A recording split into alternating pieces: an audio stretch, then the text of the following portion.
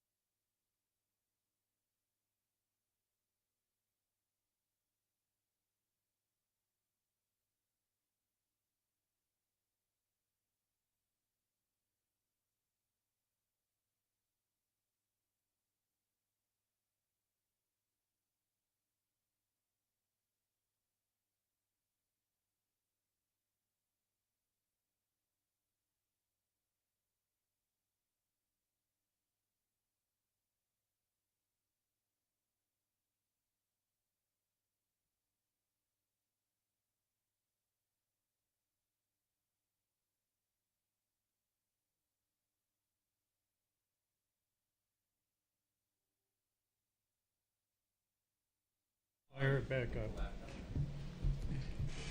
Okay, we're live. Wait a minute.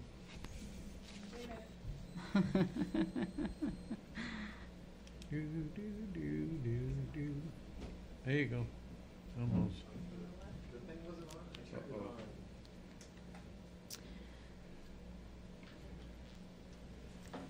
So what did you think of your drive up from Kennebunk?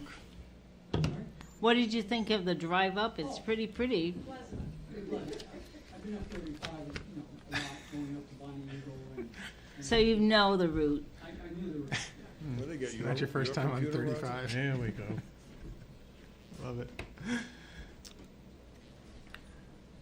Where do you folks live in Kennebunk?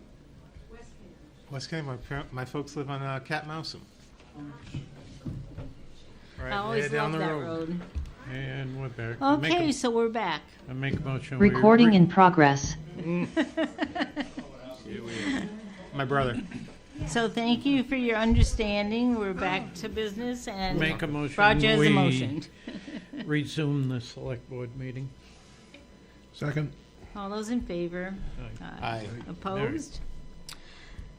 Now we're going to have the fire chief present an update on his needs. So, Chief Young?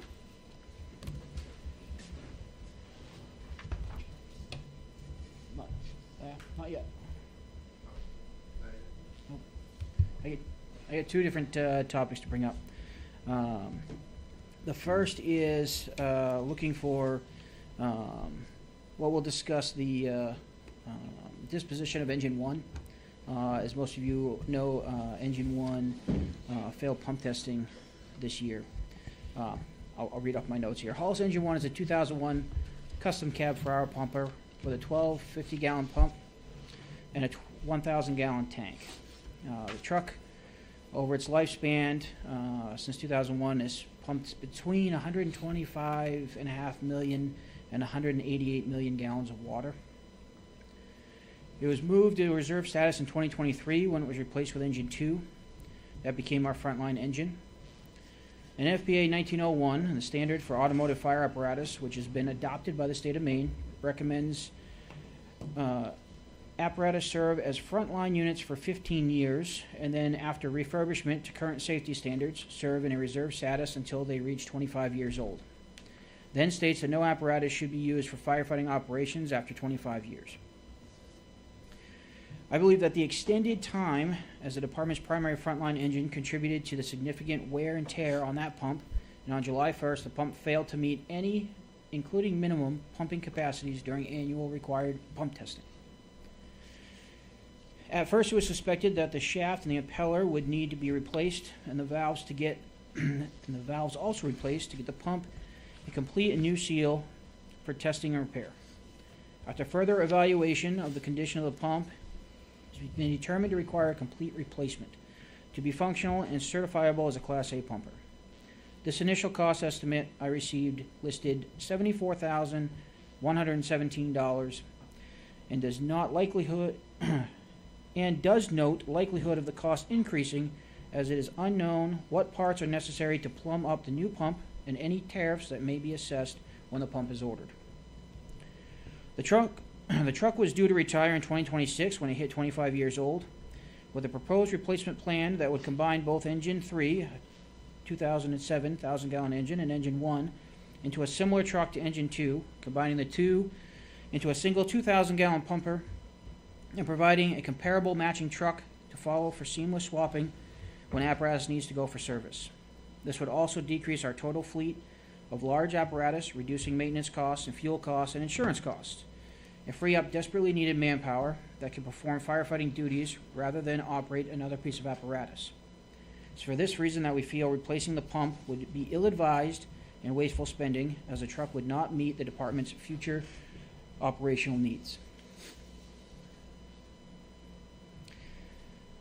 Now going into our proposal. So as noted, when discussing Engine 1 not meeting the department's operational needs, the department does have an operational deficiency that needs to be addressed.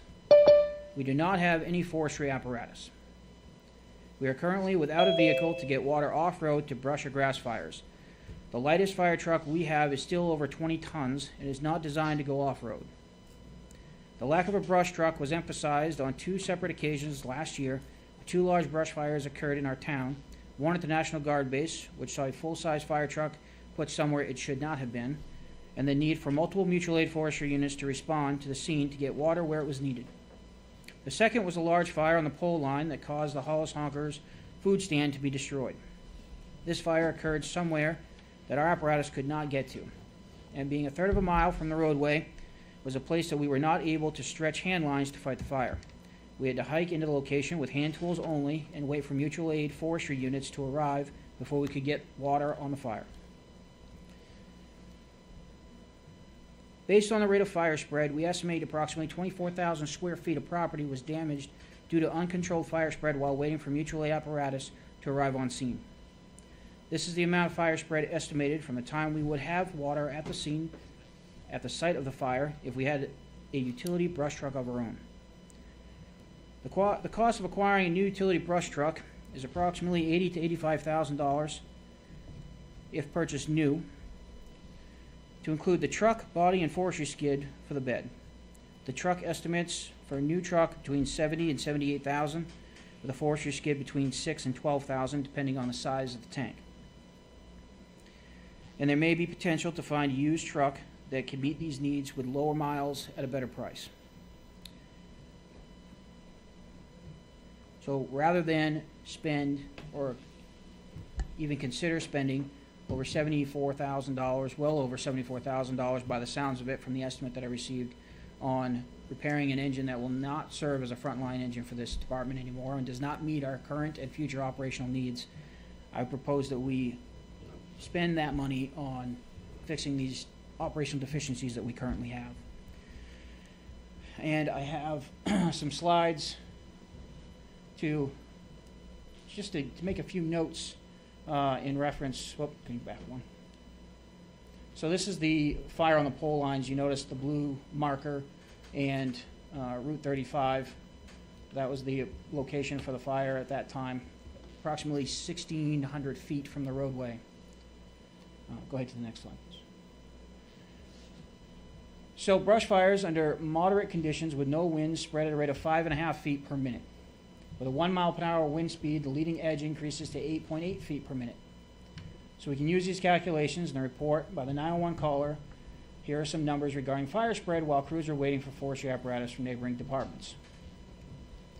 9:54 p.m. at the time of dispatch, the fire was approximately 1 acre, which is 43,560 square feet. At 10 p.m., first unit arrived at the pole line entrance. By that time, the fire will have increased 12,487 square feet. At 10:06, which is when our first unit was able to hike into the location and meet the fire location, the fire will have increased another almost 16,000 square feet. Then at 10:10 p.m., which is when the first mutual aid unit arrived at the fire location, the fire will have increased another almost 16,000 square feet before we were able to get water to the site. If Hollis had our own utility brush truck, water would have arrived at the fire site 10:02, 8 minutes earlier than our first mutual aid unit.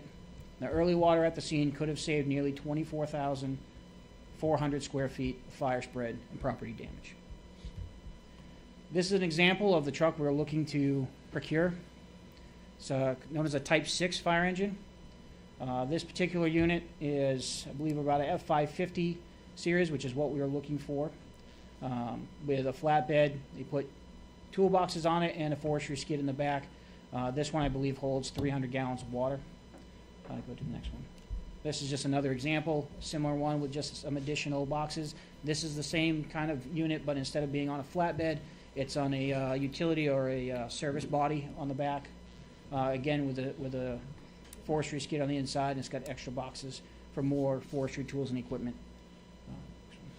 And this is the unit that Topsom, I believe it was, created. So this is just a local one that somebody had sent me.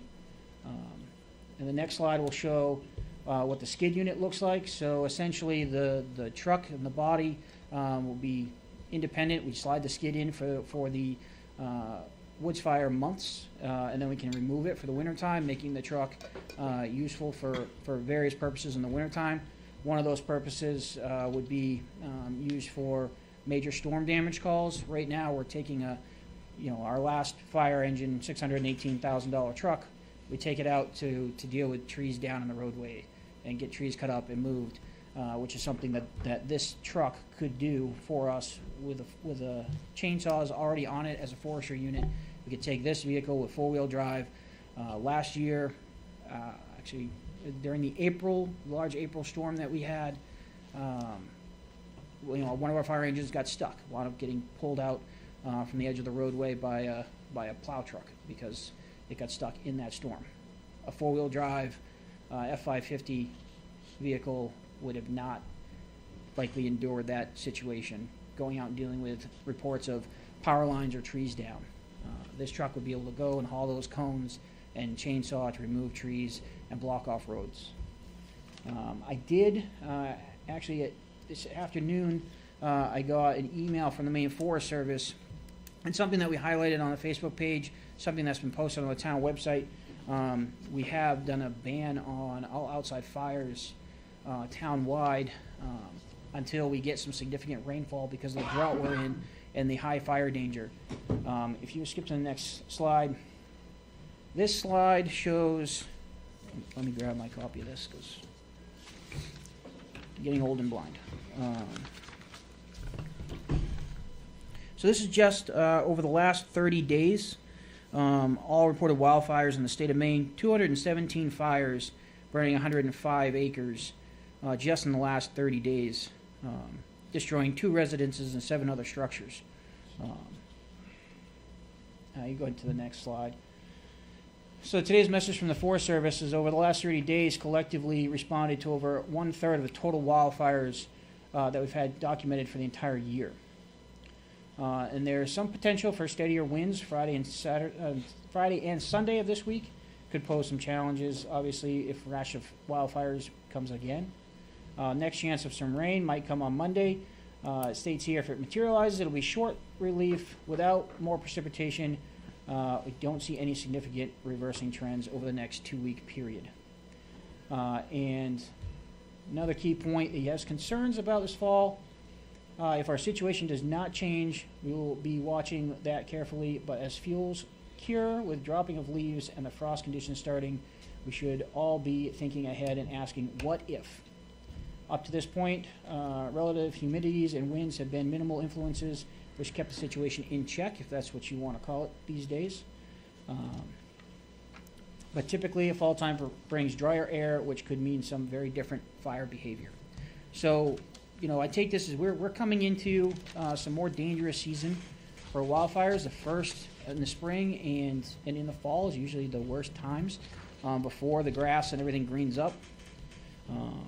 So 2 things I'm looking for tonight. One is a final disposition for engine 1 that can be posted on a site to be sold at auction, like our previous apparatus has. There's a new site that has given me some comparables to bring in anywhere from $17,000 up to $40,000 for a truck like this, but that's all dependent on the mileage, where it's located, so forth. Our last fire truck sold for about $7,000. It was 32 years old and became a dump truck for another community.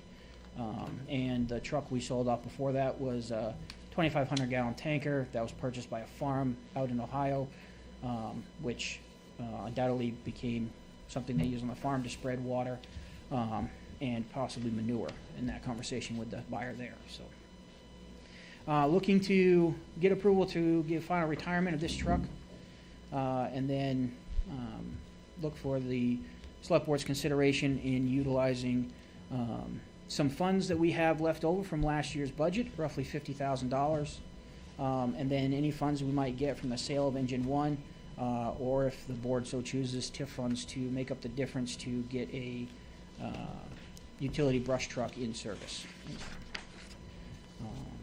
So I am open to questions. Okay. Number 1, did you make copies of your presentation for us? I do have one, I do have one copy. I do have one colored copy printed from what was posted there, yes. So my, Okay, so if Go I ahead. can make one. Yep. Okay. So we got a 1250 pump. What did it actually pump during the test? It did not complete the lowest pump capacity test. The the gentleman doing the evaluation stopped the test and refused to continue because he felt it was too dangerous to the way the pump was acting to continue the pump.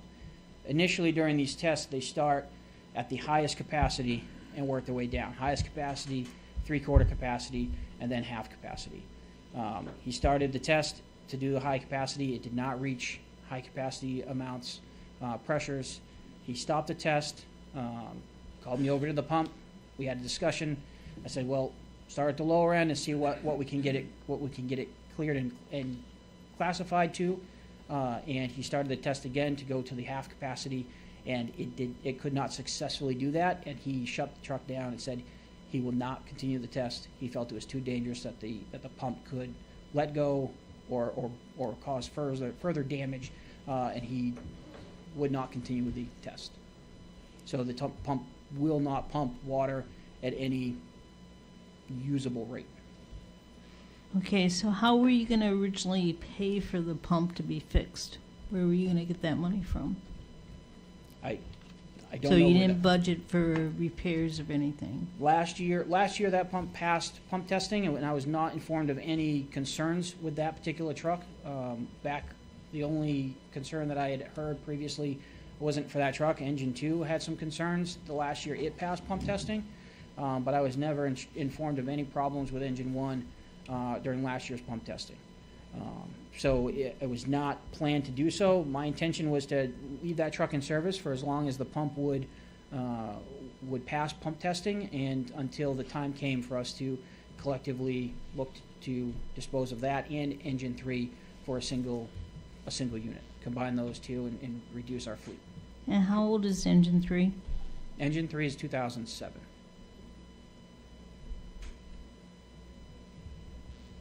So it's 6 years older than Engine 1. Chris, how often do you run it on your own?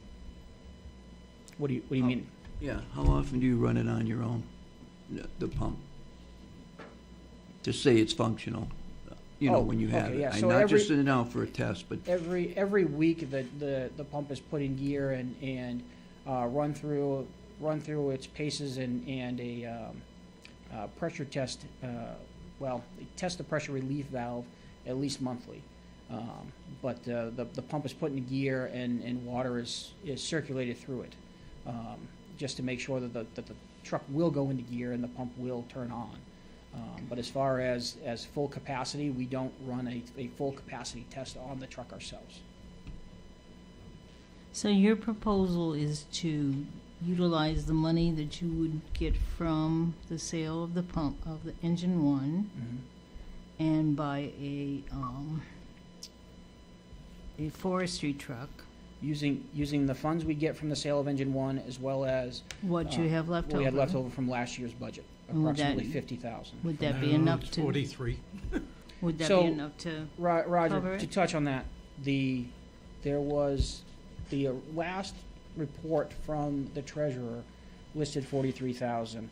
And going over that with the treasurer, we found that the carry forwards from the previous year was not put into those reports, and the difference gets us to 51,000 and change. So I haven't got that far yet, Chris. I've still got to verify numbers with Diane. yep. So that's what when we went over it, because our numbers did not match up. So her and I sat down at her desk and went through them and found what that difference was. So with those carry forwards from the previous year into last year's budget, the remaining difference in our budget from last year was 51,000 and change. so then your plan would be to get another fire engine and put it on the warrant next June? I'm looking to do that a year from June, so not June of 26, but June of 27.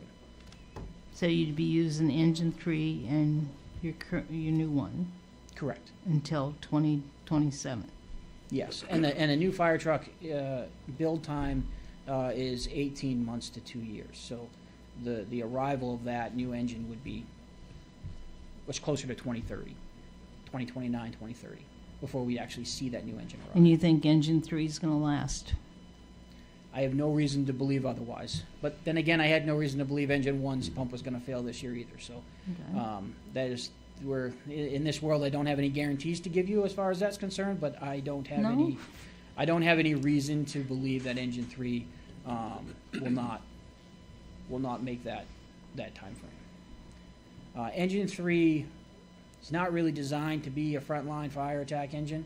With the top mount pump and the way that we don't have reliable water source here, that truck is essentially, it was a cookie cutter truck that's designed for cities with a pressurized water system.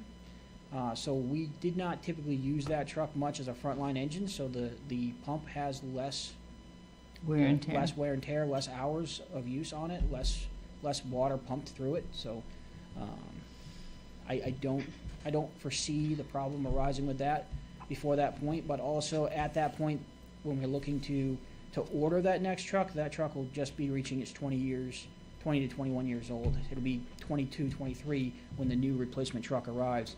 Hopefully giving us a little bit better trade-in value for that piece of equipment. So just to reiterate, the engine that you have right now, the truck that you have right now is unusable.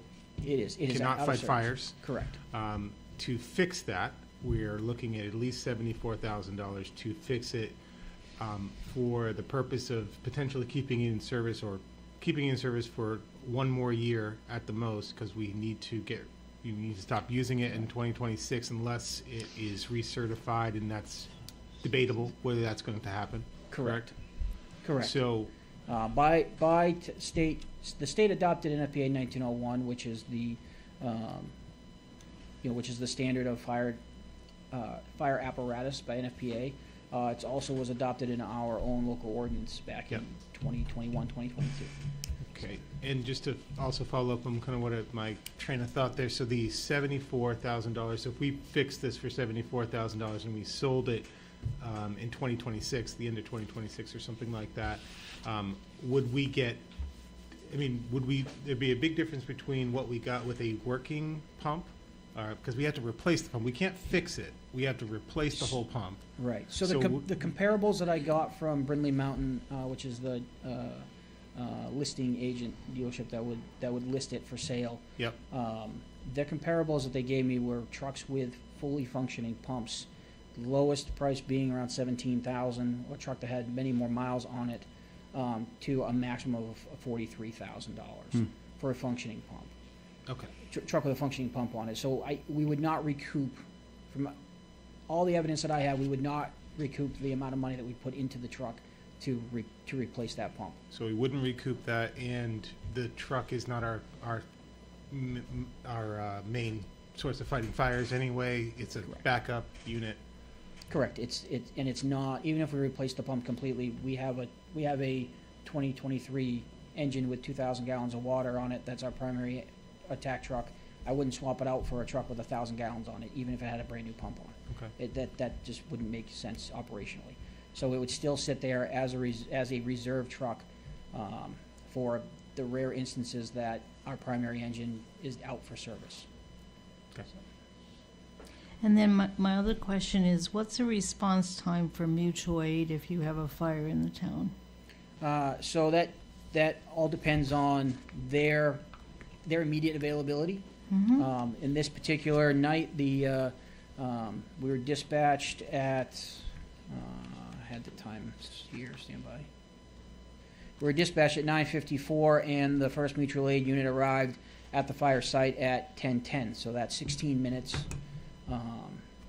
for that particular unit to arrive. At that instant, that first unit to arrive on scene was Waterboro's forestry truck. They have a very similar Type 6 truck, and they were dispatched at the same time we were. They were automatically dispatched since we do not currently have a forestry unit. And they were happened to be in quarters. Their staff was in-house. They weren't on another call of their own.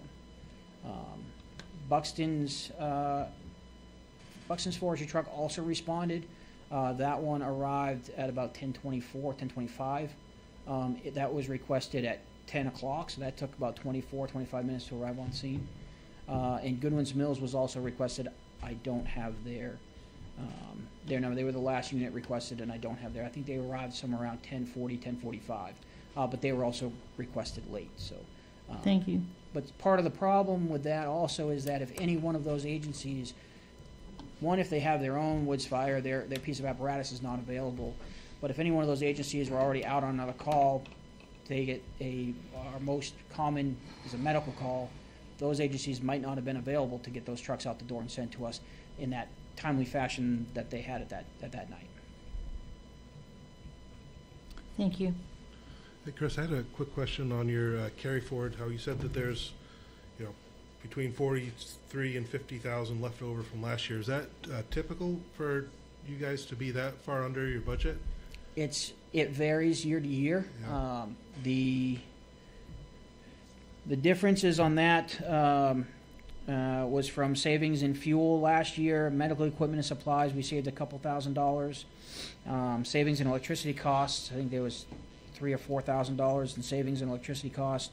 We did not spend a significant amount on hydrant maintenance last year. We budgeted, I think, $15,000. We did not spend a significant amount there. And probably what's typically the biggest piece there is unspent payroll from unfilled shifts. Okay. We have to budget to fill the shifts. That's our goal, is to fill them.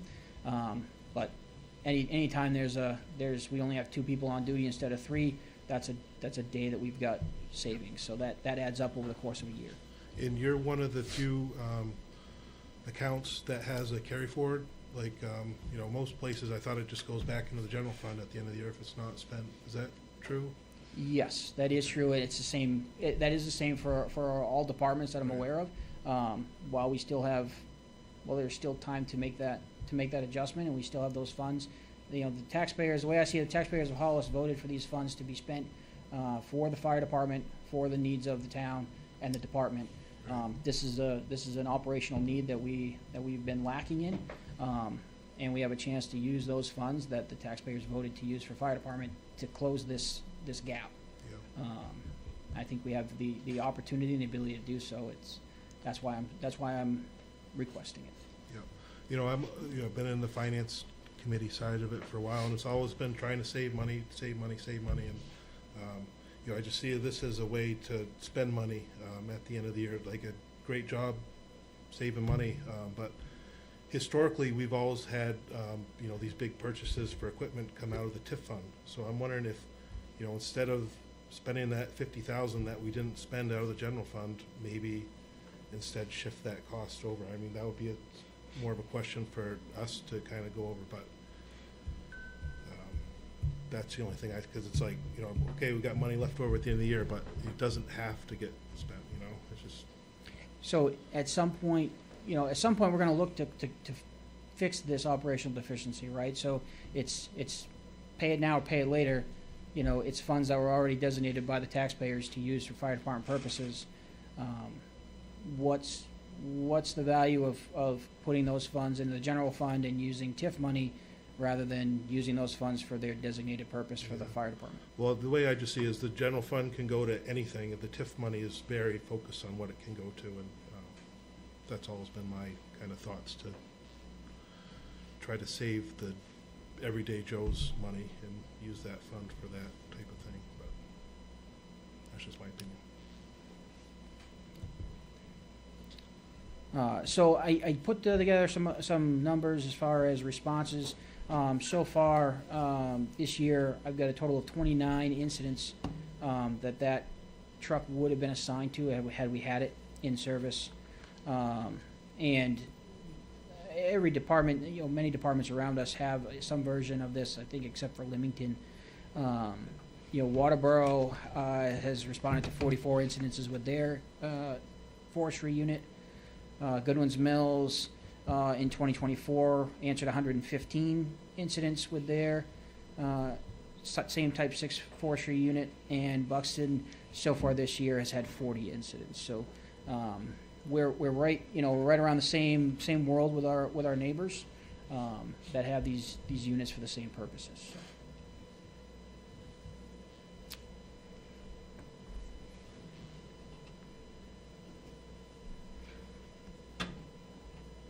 So if you were to purchase this unit, how long would it take you to get it?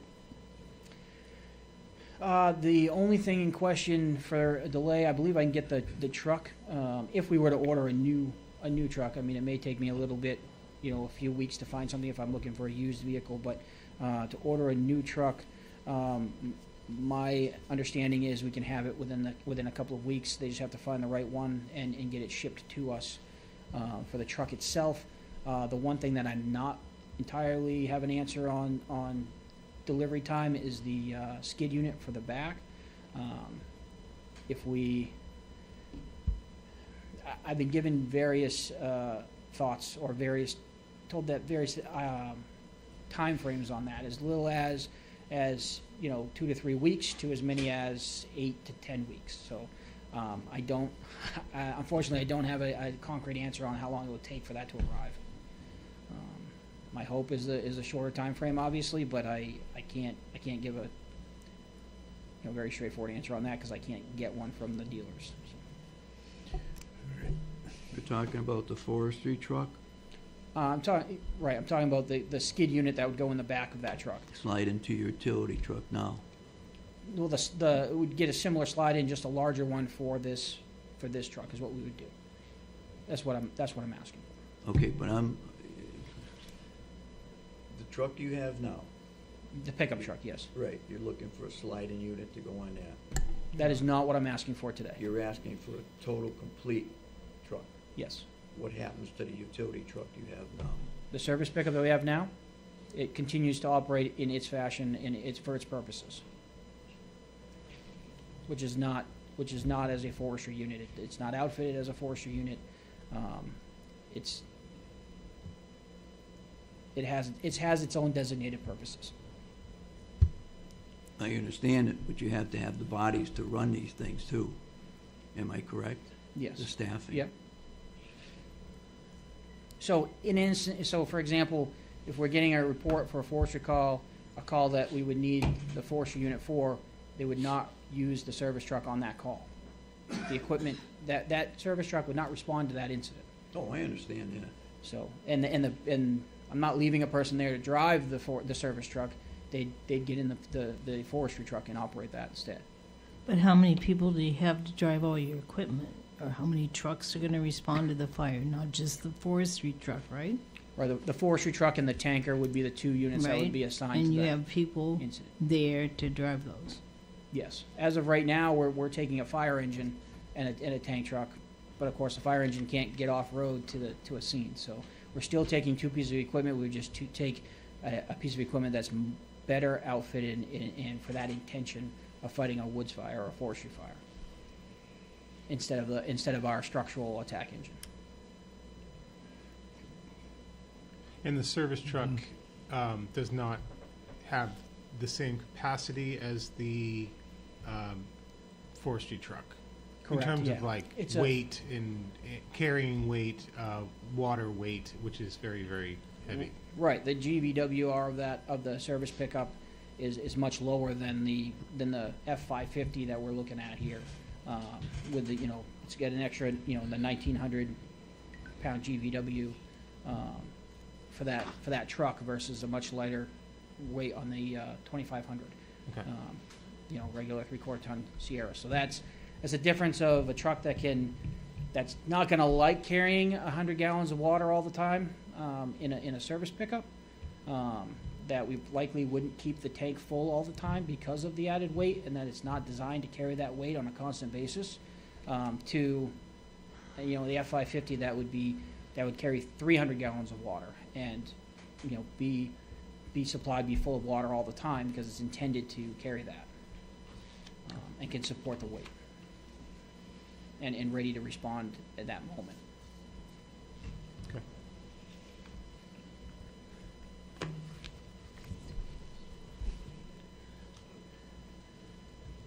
All right. I've listened to all your arguments, Chief, and what I'd like you to do, if the rest of the board goes along, put a packet together with numbers, with what you're looking at, the vehicle, the slide pump, get all that stuff together, like your presentation notes. Have Okay. that whole packet ready for us, so we can review it and read it. Okay. Are we dealing with two different issues too here? Yeah, we're One dealing is the with, one is decommissioning. the forestry truck Right. immediately, and the other one's gonna be probably on the, up for discussion for the next warrant, which will be in June, correct? Is that what you're talking for the engine one? No, I'm looking for a disposition. I want permission to So- remove the equipment and retire engine one and put it up for auction immediately. Make the decision. We're not gonna So put the we- investment into the truck. We don't even know what's wrong with the pump, right? They didn't take a look at it or anything. He just started the pump test and then discontinued the pump test without going any further, correct? The original pump, the guy that came to do the original pump testing did not complete the pump test. He said that there's clearly a problem with the pump.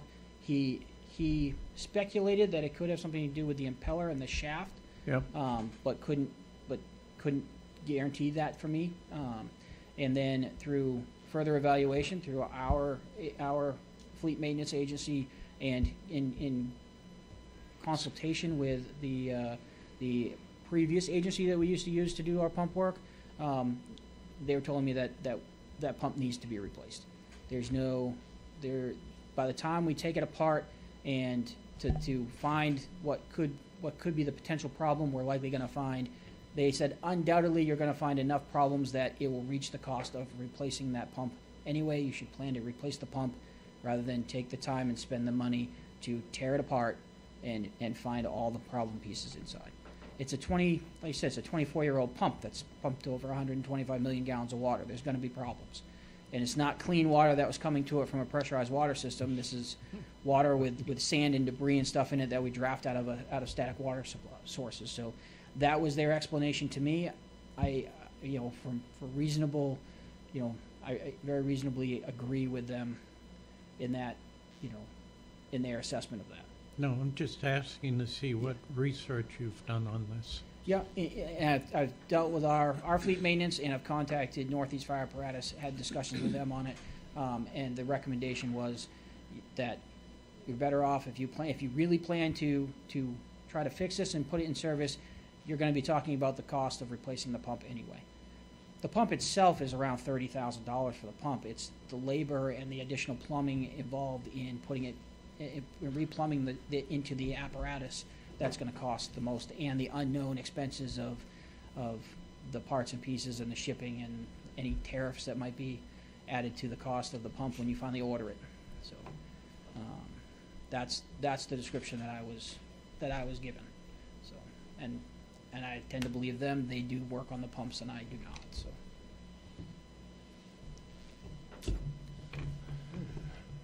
So do we have a motion of what to do with pump engine number 1? What is the wording, disposition? Yeah, a disposition. Basically give me authority to officially retire it and get it prepared for auction to see what we can get in Okay. selling it. That's I make a motion to allow or to authorize Chief Young to disposition engine 1. Is that true? This, Decommission. Decommission, I thought there you disposition. Okay, decommission engine 1 and get as much money as humanly possible for it. That's my motion. Do I have a second? Waiting to hear from Roger. I'll second it. Okay. well, now that he's done a little more due diligence on it, Okay, I mean, that's the whole thing about it. At first, when we only had first conversations, and you were telling me that it failed, yeah. The I initial thought it didn't reach capacity. it did not reach Anything. minimum pump capacities. The 50% pump capacity is the low range, and it could not pump it. And I initially got a quote to the cost to remove the impeller, get it sent back, get a new one built, because they would build it to order and send it back to us. And that cost alone was I think $16,000 or $17,000. And then, but that did not include the replacing of all the valves that needed to happen, and then whatever else they found when they had it torn open. And then giving, in discussion with Northeast Fire Apparatus and our own fleet maintenance about the conditions of the pump and what it was doing during testing, they were very concerned that there was a lot more wrong with it than just the Chris, the I think impeller. you're giving us a clear picture, and we're Sure. beating this horse so bad, I think it's gonna die in front of us. Well, So- this engine's already dead, I guess is We the have point a we're trying to motion. make. We have a motion. Motion's We have out a there. It's been motion. seconded. It. Yeah. Is there any more discussion before we vote? No, I guess we've beaten this one to death. Mike, how do you vote? I vote yes. Roger? Yeah. Jack? Yes. Dan? Yes. I vote yes. Okay. Okay, can I have does anybody have a motion for getting I can't think what you call it. We'll call it brush truck. A brush truck. Yeah, I'd like to see a packet put together if you could, at least by next week. Can you email it all to us? Yeah, And get numbers and things like that? I can put together a finalized packet for you, yeah. Like Yeah. how much everything will cost. Yep. So Yeah, it's I'd like not- to see everything all lettered up and Yeah, everything. and maybe do a new version, as nice Okay. spanking new, and then the used version kind of thing, and see. The- I'll do what I can with the used piece. Yeah. It's finding the right, Yep. finding the right piece of equipment. It's trying to do some research the last couple of days, and all the used ones I could find seem to have like a dump truck body on it instead of a flatbed or a If you utility can't body. find- So I'm working through it, trying to find some options, but Okay. I'll find the best option I can as a used thing, and I'll get Used that might for not you. be the best option. I do- We might want new, and that's okay, but just something to compare and contrast some apples. Because I know that we're all concerned about having a major fire in the state because of it being so dry and I'm saying I'd go Yep. new, Okay. personally. Yeah. Why run the risk of buying somebody else's problems? I agree with that fully. If you can get your packet together.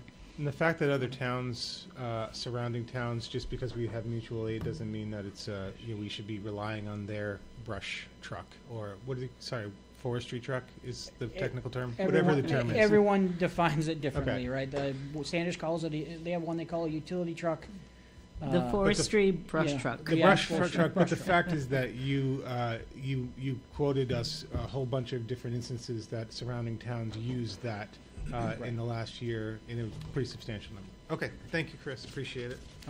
Thank you. So I don't think we need a vote. We'll just wait for your report. Thanks, Yep, Chris. I'll get a finalized report to you guys next week. Thanks. Thank you. Okay, under old business, we have the new municipal town office update. Who wants to do that? Moving right along, we kind of got pushed out a little bit on dates. Town hall is coming along very good. They're painting, putting up fixtures, the flooring's all done, starting on the sidewalk. They've set the base for the flagpole. But it's looking like at least September 9th for some of the move-in. I believe the week of the 9th, also the furniture is supposed to be coming in. So functioning, I'd probably say it'd be a week after that, so it's gonna be the week of whatever it is, the Weren't they 20-something. targeting the 19th? The 9th. I The know, 9th. the move. The, The f- the furniture comes the 11th, 12th, and 15th. They were targeting the 19th yesterday to do the walkthrough, and it got delayed till the 9th Okay, of September right. That's- because they just need to do some more work. And then once they do that walkthrough and get a certificate of occupancy, whatever that word is, then we'll be moving forward with getting the furniture delivered and moving. I believe they're still planning on the 9th to do the final punch list, Right. So, so. but that got delayed a little bit. It's getting closer all the time. Comprehensive plan update, we have sent some concerns and corrections to Southern Maine to look at, and we're working on getting a timeline so that we can get it on the June warrant. So we'll be presenting that at probably the middle of September meeting and establishing when we're gonna start having town meetings, or town meetings on it. Conservation Commission is working on their open space plan. We did have a little delay because we thought we were gonna get all the funding at once, and then the state, in its infinite wisdom, decided that we have to submit an application with what we think we'll spend the next month, and then they'll give us the money we think we're gonna spend. So it's gonna be a little bit of a time frame. Dick's gonna give us an update on the community resiliency grant that we're working on for this building and new town hall. We have submitted, I believe, the application and at least in the draft form, and we have secured 2 proposals for heat pumps for this building, light years apart in numbers, I'll leave it at that, as well as a list, thank you to the fire chief, of supplies for a heating station and a cooling station if they were needed. Granted, the building next door will be equipped to do a lot of that, but this will serve a dual purpose by having, pardon me, a heat pump in this building. Air conditioning costs will be much less in the summertime. Shoulder heating will be much less than turning on the main heating source. And also dehumidifying, probably year-round, will be a major factor for the lower level in particular. The unit is a 3-head system, 2 on this floor and 1 in the basement. Fairly large, 36,000 BTU, I believe, is what I read. And that went in 2 days ago, I believe, so we haven't heard back yet from that. Have you, Mary? No, the final report is due to the state, or further grant is due next Friday. So Melanie at Southern Maine is working on that grant and getting it finalized. Roads update? We should be getting, Robbie's been doing some ditching. He's on White House Road right now, then he's moving to Mansion Road. We're still on the list in September for the roads to be paved, which will be Haley, Saco Road all the way to Tyler's Turn, Mansion Road, the upper portion to the Stone Mansion, and White House Road. That puts us in rotation where we need to be. Salmon Falls Library update. They did find a propane tank that was there, and they did get a credit for 500 gallons that they removed before removing the tank. They had some landscaping done around the building so that they can do the roofing and the siding. The roof is going to be replaced on Friday. Tomorrow they're going to be a group going in the library to clean the attic. They've talked to people about insulation, because I don't know if any of you have been at the library in the winter time, but you have to keep your winter coat on. So they're going to look at insulation. But he sent us a price list of about $87,000 for everything that they're proposing right now. So we're very pleased with that number. Election updates. I'll just do a quick one. For the November 4th state election, you can now request your absentee ballot. You can do it by calling, by coming in and doing a form, and the online absentee voting form is available online. So you can just go to maine.gov and type in request a ballot, and it'll take you to that. If you want to see the questions or any information on how to register to vote, or you can always call, but it's there too. If you go to www.maine.gov, upcoming elections, lots of good information there. It's accurate. It's from the state, so you can get that there. And when you're calling to request your ballot, it's okay to talk to Crystal. She'll do it, and she'll do it fine. You don't need to speak to me. Right now, just so people know, I'm coming in some nights and weekends, because there's a big push on to get the safe, only move what we need to move over here. So, and that's almost impossible to do when we're open. So Crystal's covering the office, and I'm coming in some weekends and nights, and I can do it more efficiently when there's not people to talk to, if you know me. So thank you. And then I just had a couple questions, Martha. Just so people know, we're not going to have a town warrant in November. There will be a state Yes. referendum? Is that Yes, what they there's call two it? questions, and I meant to grab that. There's just two questions. If you want to see what they are tonight, just go to maine.gov, upcoming elections, and they've got them written right out there for you. So, yeah. And then my understanding is that we're planning to have the election here at the new town hall. I mean, for the state referendum. I hope so, yes. We have the paperwork in. They have not finally approved us. We need to do a little schematic of the inside. And I think that'll happen. Somebody will get us in there. I just want to know where the actual doors are. I'm not a plan person. I want to see it so I can draw it on a piece of paper myself. We're So, gonna do that next week. yeah, that'd be You great. should be able to have Jake print you out a copy We of do. that. And I've sent that copy to the state. Now, maybe Julie Flynn, the Deputy Director of Secretary of State, she may be able to read that plan just fine. I'm not a blueprint person, so Okay. we usually do it much simpler on a piece of paper with coming in here, going out there, and where the ballot boxes are. So, We're gonna do that just in case there's a question, so we Right. have it ready to go. yeah. And she generally, my understanding is that she likes to approve them like September 1st. So we've got our paperwork in, and I wrote and told them that we were under construction and we would get in and do that final item for approval as soon as we can. And it sounds like the town manager's gonna make that happen for us, so we appreciate that. Now, remember to bring a tape measure. And then, Martha, I did want to thank you and the rest of the staff for coming in and working through stuff and getting rid of things that we don't need to move. Because I really You appreciate. can thank Crystal for that. I really appreciate everybody going through papers and getting rid of Because- duplicates. We had a lot of, like planning board papers where we had 8 copies, and we probably don't need to keep 8 copies of Oh, yeah. everything. As long as you so- keep one, because there's. Yeah.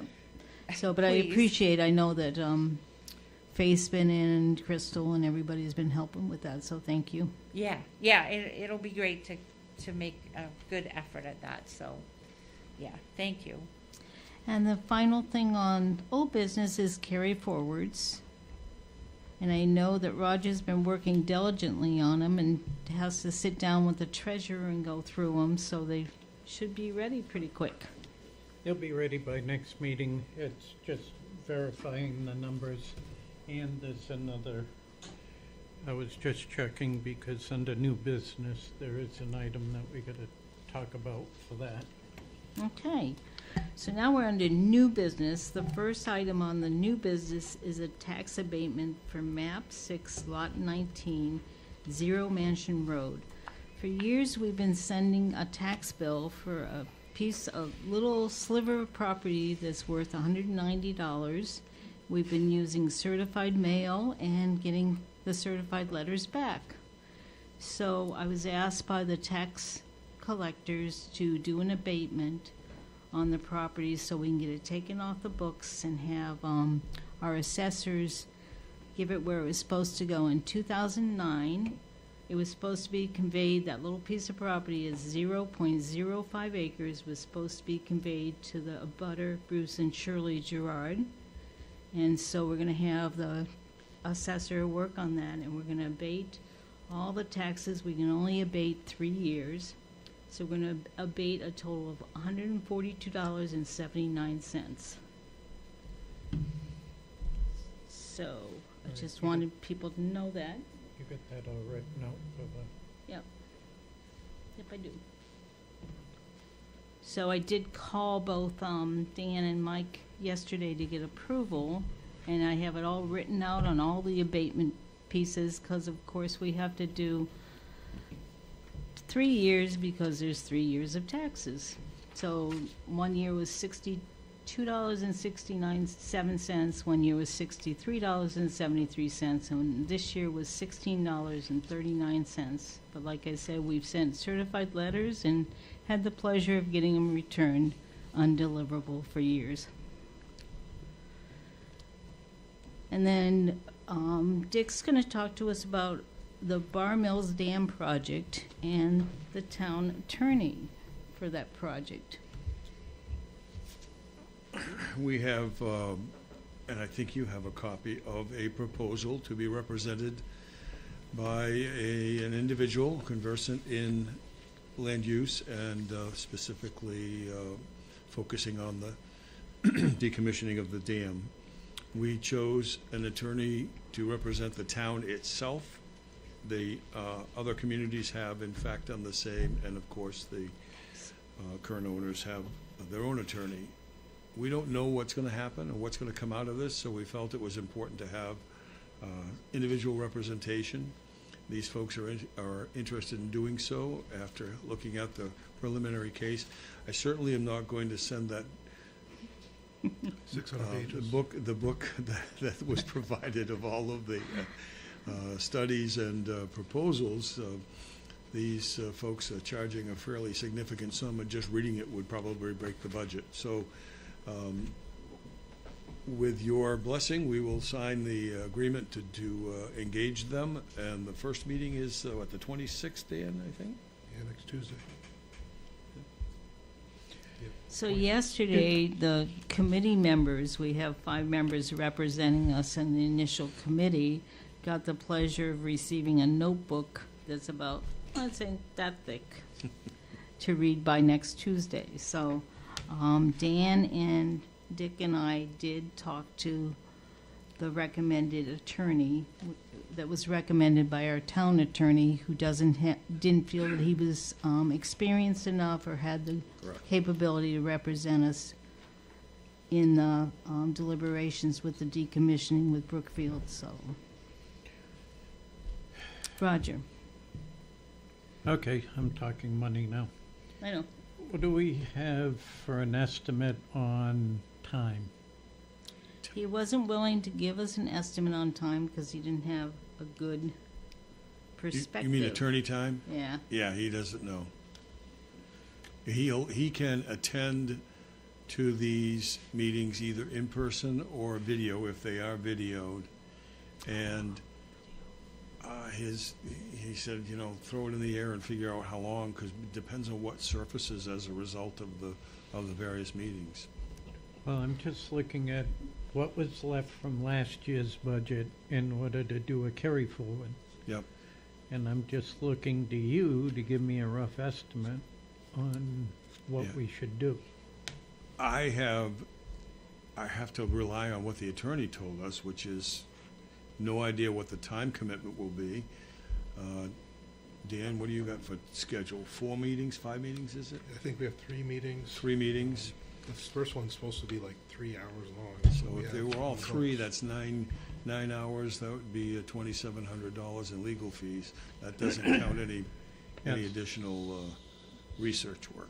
So at the time being, if we plan for 40 hours Mm-hmm. to initially get us started on that, would that cover what we need to do? Yeah, it would get us through the meetings anyway, I think. Depends on how fast you can read. Well, our plan was just to send them that first section, which looks like it's a summary, and not the whole appendixes, which have pages and pages of, we tested for this, and half of the page says, not done, and it has one number on it. So just send them that summary section. 12,000, is that what you're talking about? Yeah. Yeah. I can't think So that that's how gonna- much do we have to carry forward from legal from last year?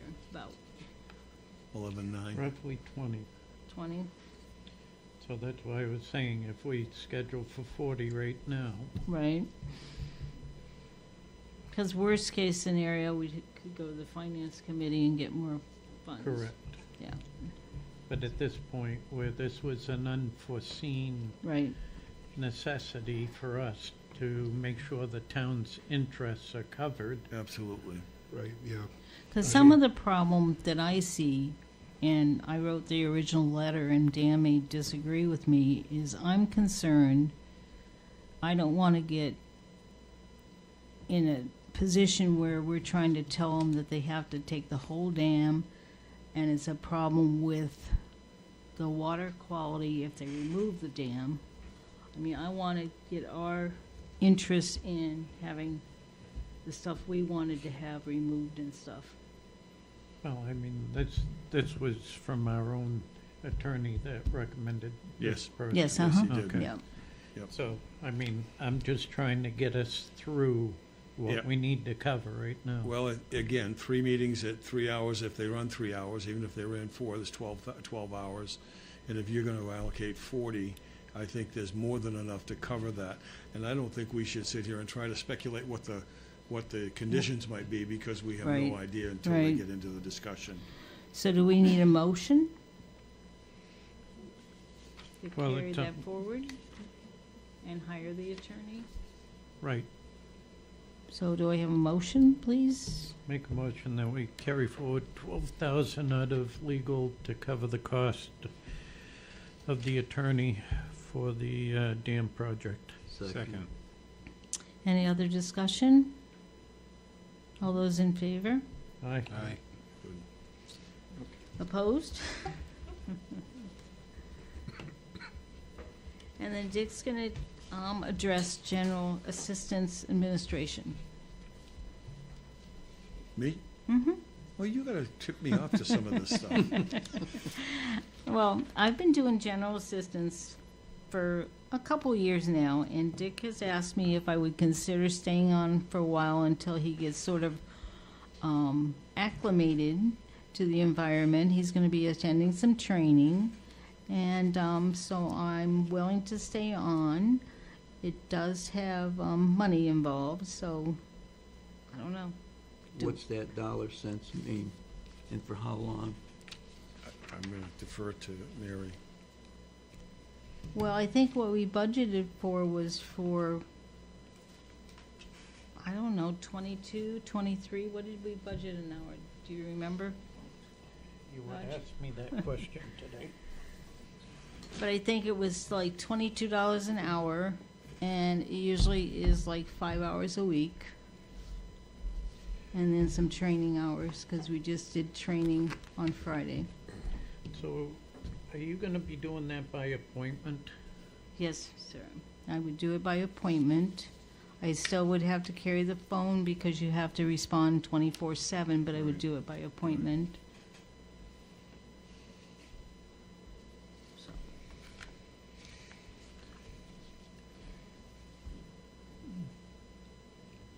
And for the What's most the part, ti- unless it's an emergency, you So- don't really have to deal with it that day or that night. You can, have them come in the next day and complete paperwork and talk to And them. this is for how long? I would say probably the rest of the year, till July 1st. Interesting. Dick, do 1,500. you have certification in GA? I do not now. I enrolled in the September class. Okay. I don't know if that'll qualify it, but it'll be step 1 anyway. All right. Well, guess for the time being, until we can get another certified person. Right. Okay. All right. What? No, I'm just reading the next one. The next one's a request from Very Faith Littlefield, sorry, Faith Plummer, to be the inland fisheries and wildlife agent. And that's because the agent that was there was Anna, so we need to get her replaced. And Faith would be a good choice because they do not only fish and hunting, but they do motorcycles and, yep. I'm the agent for hunting and fishing, and they do snowmobiles and ATVs. Oh, okay, thanks. There's 2 different accounts. Oh, okay, alrighty. Glad I was here for that. No, because she told me it was all of them, so, Well, she can do all, because she's Yeah. on both accounts. oh, okay, She would be alrighty. the agent for that portion of the inland fisheries and wildlife. Okay, So thanks. what do we appoint her to that position? There's a paper you have to sign off, a municipal officer has to Yeah, sign it. she for has her. submitted the paperwork and we just wanted to get approval to sign her off. So a motion would be great. Right. So it's for snowmobile and ATVs. I think, yeah. It may Okay. even cover something else, but the clerk does fishing and hunting. It says hunting license, fishing, and registrations for the Maine Department of Inland Fisheries and Wildlife.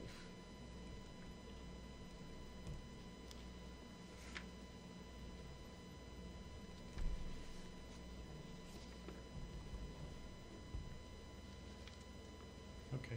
I just want to make sure my motion's correct when we do it. Yeah, there's 2 different account numbers, but don't read the account number out on No. TV. No. Yep. Make a motion that we approve Faith in that position. Do I have a Second. That second? should cover it. In that position, There you yes. go. Second. Okay. All those in favor? Aye. Aye. Opposed? Then we have a whole slew of appointments. So we're gonna just appoint all these. We have a whole slew of reappointments. So for the Zoning Board of Appeals, we have Rebecca Bali for a 3-year term and Nancy Punzetti for a 3-year term. For the Hollis representative for the Eco Board of Directors, we have David Durrell for a 2-year term. For the local health officer, we have Chad Poitras for a 1-year term. For the Community Clothing Closet Committee, we have Amanda McConnell for a 2-year McConaughey for a 2-year term, and Margaret Hartley for a 2-year term. And for the Christmas Fund Committee, we have Diane Meserve for a 3-year term, and Christina Teniak for a 3-year term. So, how do you want to do them? Can you do a motion to reappoint everyone you just said? I would, Yeah, you can do that. yeah? I make a motion to reappoint everybody that Mary just said back to their positions that they already hold. Second. All right. All right. So, all those in Efficiency. favor? Aye. Aye. And then we have another one for a committee, a new person for a committee. He applied for the Conservation Commission, who does have an opening, and it's Louis Provost. I don't know how to pronounce his first name, sorry. He's the gentleman that ran against Ann, and he'd like to be on the Conservation Commission. In his application, he said that he talked with several committee members and they could use more assistance in carrying out their objectives. They do have objectives of fixing up some of the trails, because if anybody walks Indian Cellar, when we've had a snowy winter, it's very muddy, so they want to put in some boardwalks and stuff.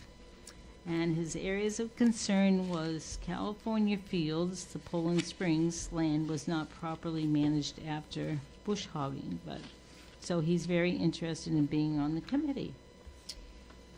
So I would need a motion. Make a motion, we approve Louis to the Conservation Commission. Second. All those in favor? Aye. Aye. Thank you. All right.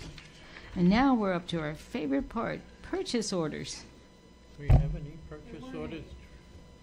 None to Oh. read. Okay, so, well, Oh, that's because we've changed the purchase orders. all right. So the town manager can sign them now, and so We probably won't be reviewing many, but we will occasionally get some when we change the amount that you have to have. You have to have over $2,000 to have to use a purchase order. So we're going to have less purchase orders read. And with those, they had to have the 3 quotes too, correct? Mm-hmm. Say that again? In order, you need 3 quotes with the over 2,000 Yes. purchase. Okay. Yeah. Okay. So we're up to payroll and warrant totals. Warrant last week was 597,861.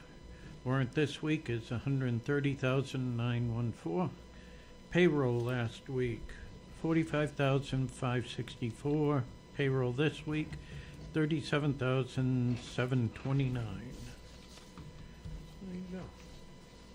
That's it. So who would like to do correspondence and announcements? Who's the fastest reader All here? right. Michael? No, I can do it, sure. Yeah. Correspondence and announcements. There will be a special broadcast presentation on Saco River Community TV, Cable Channel 5, Cable TV Channel 5, tomorrow, August 21st at 5:30 by Don Murren regarding the process and benefits of placing an agricultural conservation easement in perpetuity on their farm. This is called normally a Forever Farm presentation, and it'll be available to view over our town's YouTube channel as well. You don't have to have cable television. We really hope you can tune in. Town clerk's office is coming up on the busy fall marriage license season, which I didn't know was a thing. It's a busy season for marriages. It is New England, right? It's picturesque. Yes, it used to be June, but now it's September, October. Oh, very nice. Yeah, me and my wife got married in the end of September, I think 8 years ago. Please call 929-8552 extension 18 to make an appointment. In an effort to keep confidentiality, we highly suggest appointments so you do not have people waiting 30 minutes or more for each license. All couples should arrive at the town hall in 30 minutes before closing time for marriage licenses. Do you need any other thing? Do they need to? You're going to also marry them and kiss the bride? No. I know. I'm just kidding. I'm sorry. I'm just kidding. I know they can't hear me. We don't do marriages at the town hall. We opted out of that, so we can do the licenses. They need to find somebody to marry them. Sorry. It was a That's bad a good joke, point. and I didn't know you used to do marriages here. What a beautiful ceremony in that town hall must have been. We had the gazebo up front. Oh, was it? Okay, good. Good. The motor vehicle agent fee for new registrations will be increased from $5 to $6, effective tomorrow, August 21st. The slight increase was based on state parameters and current fees in the neighboring towns. The agent fee for renewal registrations are unchanged at $5 per registration. With that in mind, another reminder for residents to please re-register your vehicle, if at all possible, trailer or boat, online. The link to rapid renewal is available on our website, or go to www.maine.gov and search Renew My Registration. Do you have unwanted pesticides, Roger? I don't think so. Good. Well, if you did, Maine's obsolete pesticide collection program offers a safe, free way for Maine homeowners and family-owned farms to dispose of their outdated or unused pesticides. One-day collection events will be held in Presque Isle, Bangor, Augusta, and Portland this October. The registration deadline is Friday, September 26. Drop-ins are not permitted. To register, visit www.thinkfirstspraylast.org. We continue to receive inquiries about trash and recycling pickup. Here are some reminders. Curbside pickup begins at 6 a.m. Waste should be separated into 2 different containers, one for trash, one for recycling. Containers should have lids to prevent littering. There are 2 separate trucks for pickup, one for trash and one for recycling. We suggest keeping your containers out until they have finished both pickups. Strong advice right there. For any questions or issues, please contact the town office at 929-8552, extension 26. Thank you. Thank And you. I just have a couple other items. We had Ethel Atkinson, who called and asked us to remind us that she would like to provide a bench, stone, or other memorial item for the new town hall. So I don't know if you want to think about that, and we'll get back to her. She did come in this afternoon to talk to us, and she just wanted to have something with his name and service years in the new town hall somewhere. In memory of her dad? Yes, ma'am. Nice. So anyway, she had contacted us a while ago, and I had it on my list, and I said, well, I remember you. Is this something she's providing us to put out there? or- Yes, sir. Okay. She just wants some suggestions or recommendations or, yeah. And I'll just, there's a little something in progress that you all may not know about, and we don't want to speak about it on camera because it's a surprise. So, I'll try to get to Mary with that and discuss, Yeah. because maybe they can be Coordinate. coordinated Yeah. together, that's right. Okay. And Phil Atkinson was a longtime select Yep. person here, Yep. so that's very nice of the family to do that.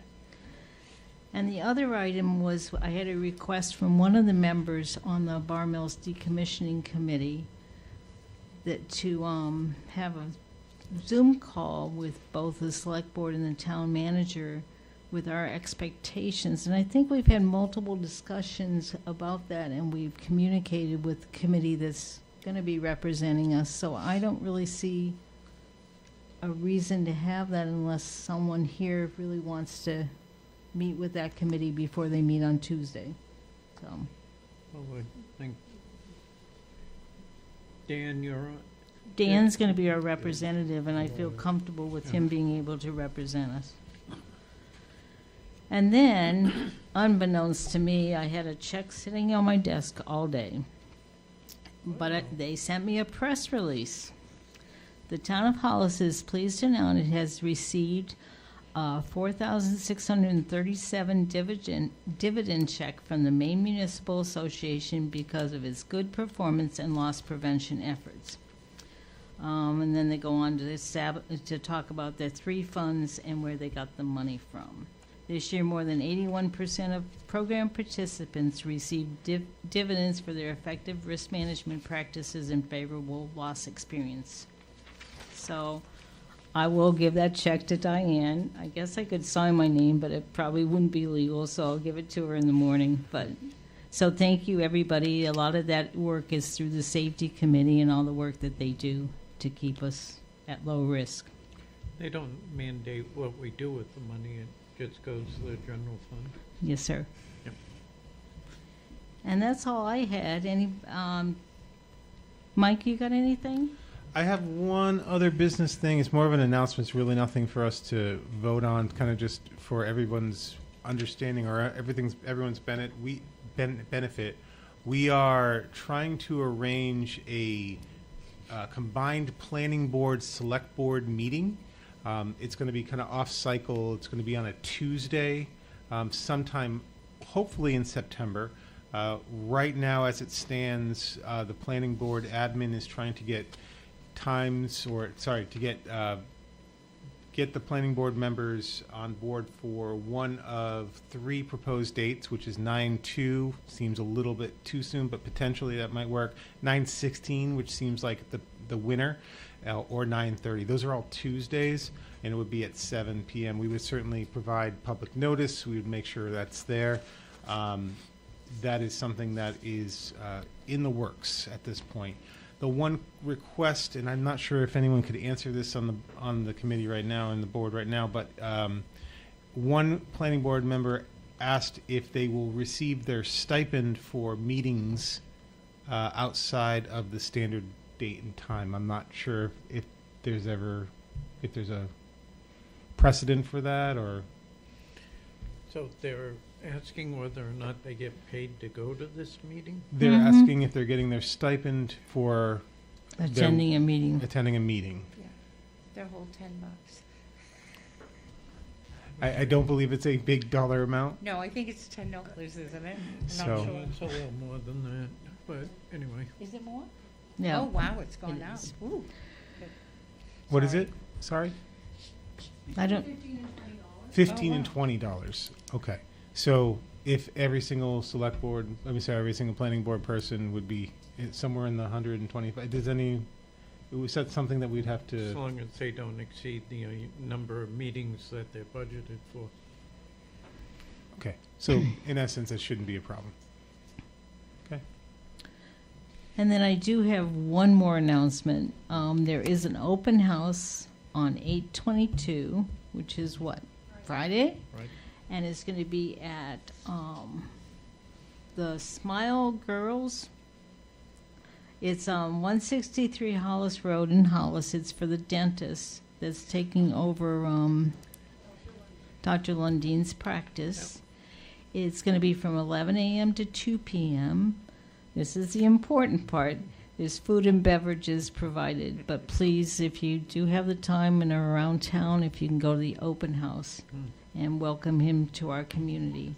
I don't know anything about the doctor that's taken over. Maybe He's Roger lovely. does. Heritage Dentistry. He's It's lovely. Dr. Luke Libby.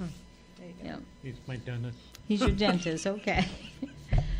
But so, please join him in welcoming him to our community. And Miss Martha. if I could just, while you're under other business, and maybe you don't want to do this tonight because it's not on there, and not exactly sure what Faith does with the IFW. I think it includes boats too, but we actually discussed this today, that while we're changing agents, then the clerk agent probably ought to change to Crystal. And I did discuss it. She didn't say yes, but while you're signing one, it's up to you if you want to wait and discuss it at another meeting, but it's just doing the paper so that she's like the accountable person for fishing and hunting licenses, basically. And, you know, be one less transition thing we have to do. So you're asking as the clerk to transition that power to Crystal? To her, yeah, to sign the Alright. form. And it's okay if you don't want to, if you need to discuss it. I know it wasn't on the agenda. Well, no, if they can get the I'll paperwork just up. make a motion we approve Crystal in that position. And have her get Second. the paperwork up for signature. Sure, thank you. You're welcome. We gotta have a second. Second on the Second. motion. All those in favor? Aye. Aye. Aye. Who wants to do upcoming town committee and board meetings, or does anybody have any other business? I think I have no more business, but quick question. Do we have anything in the works or in planned or even thought of anything when the new town hall does open for? We do. Yes. Okay. So that was another thing I wanted to mention. Yeah, because. Was I know a lot of people are very anxious about when we're going to move in. Like we said, September 9th, they're supposed to be doing the punch list, and hopefully we'll get a certificate of occupancy, and then they can start moving the new furniture in. So we don't have a set date, but we probably will need to close the town office for at least a couple days to be able to move the equipment from one location to the other location, make sure that it works, and that we can get on our computers and not have you wait for 45 minutes for us to figure out how to get the computer up. So as soon as we know a specific date, we will be posting it. We'll put it on a little sign out front. We'll be announcing it. Chris can go around town with a megaphone, but we will probably be closing the town hall for a couple days, and we'll make arrangements for how to get hold of code if you need an emergency code officer visit or whatever. So we don't have set dates. We do think that we'll probably be moving furniture in the 10th, 11th, and 15th, the new furniture, and then probably moving our computers and all of that stuff the following week. So, but as soon as we get a closer vision on when we'll be moving, we'll let you know. We have hired a moving company to help with those big file cabinets that are full of the stuff that we have to keep. So, Bennett, do you have anything else to add? No? No, I know. Dick? No, ma'am. All set. Okay. So, who wants to do upcoming town committee and board meetings? All right, Conservation Commission meeting on Thursday, August 21st at 5:30. Planning Board meeting on Wednesday, August 27th at 7 p.m. Select Board meeting on Wednesday, September 3rd at 7 p.m. Planning Board meeting on Wednesday, September 10th at 7 p.m. Sports Complex Committee meeting on Thursday, September 11th at 7 p.m. And I didn't forget the Comprehensive Planning Committee, but we're holding off until we get some responses from Southern Maine Planning. So we'll be announcing a meeting probably at our next select board meeting. So anybody else have any comments? Public?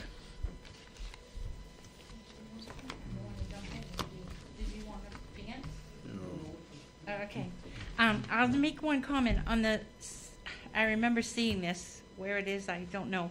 But the Salmon Falls Library, I know we have some items there that are insured on our insurance for the antique quality. So just want to make sure as they're cleaning that they know what those items are, that they don't. We know what Go the missing. items Good, are, and we perfect. have asked for them. I had asked for them a couple years ago to find somebody to reappraise them because some of them are quite valuable.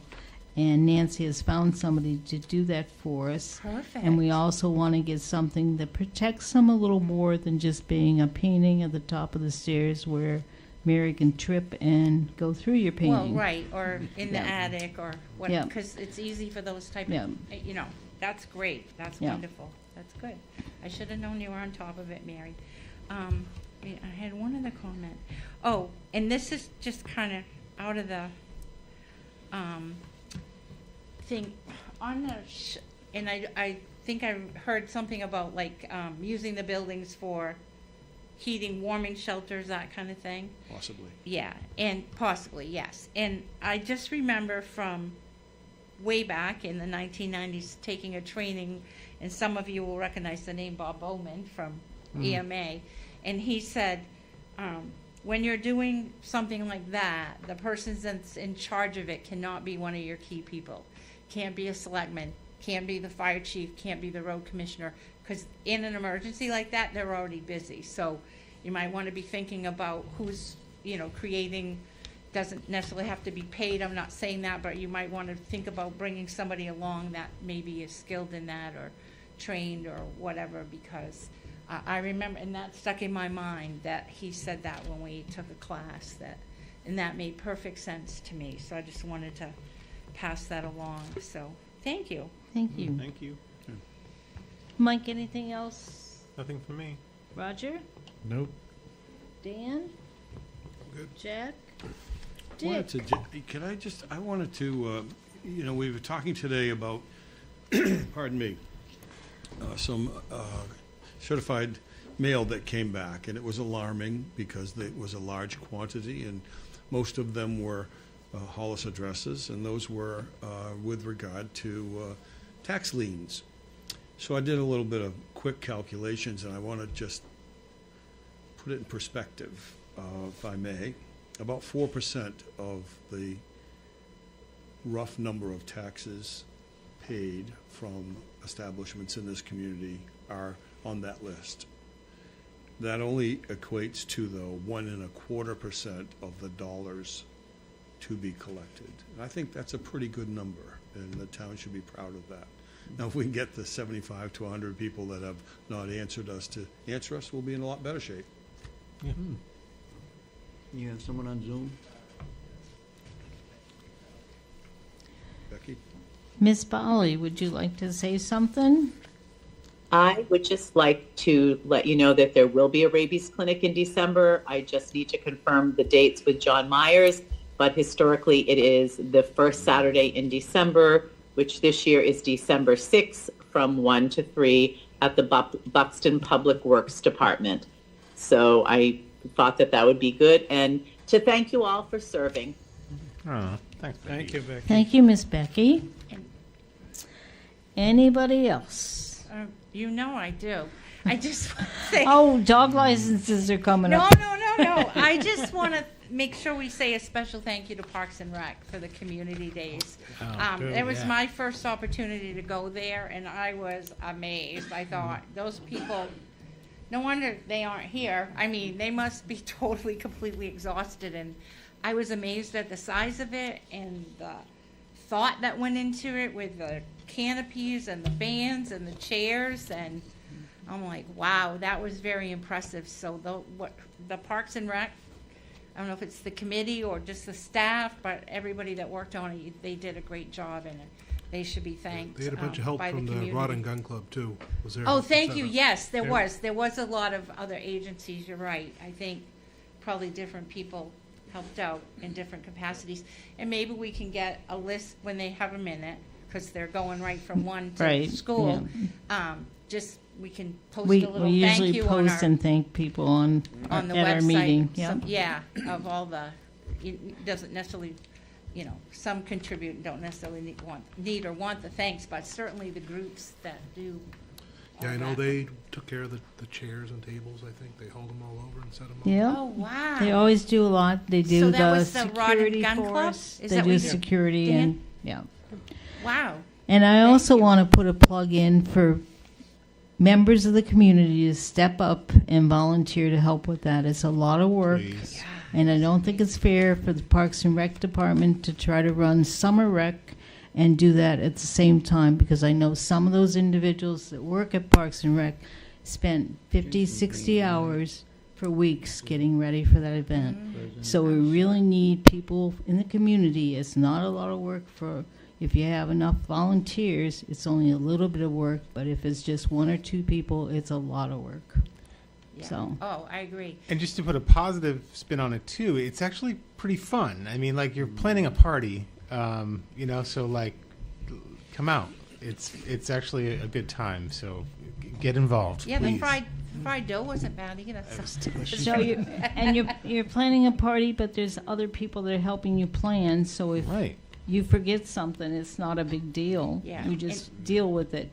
And I'm just amazed by the Parks and Rec. I mean, they ended summer rec, start this, then they did extended rec, and then school starts. And they really don't get a break from one program to the other. So, I mean, they're really going above and beyond to serve the community, which, for the working parents is very helpful.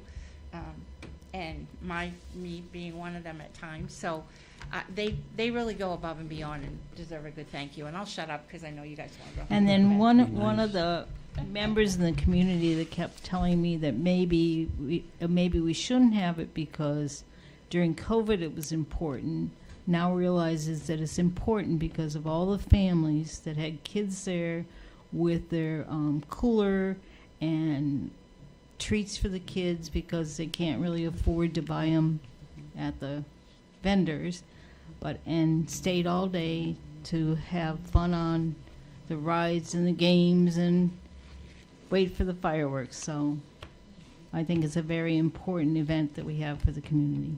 So thank you. Anything else before Jack gets to do number 8? I have one question. Did we get that donation from Poland Springs for the fountain? I just spoke with them. They said they cut that check, so. Okay. All right. Well, a lot of things comes right through your area first, you see. You know about a lot of I get stuff. the money and don't know I have it.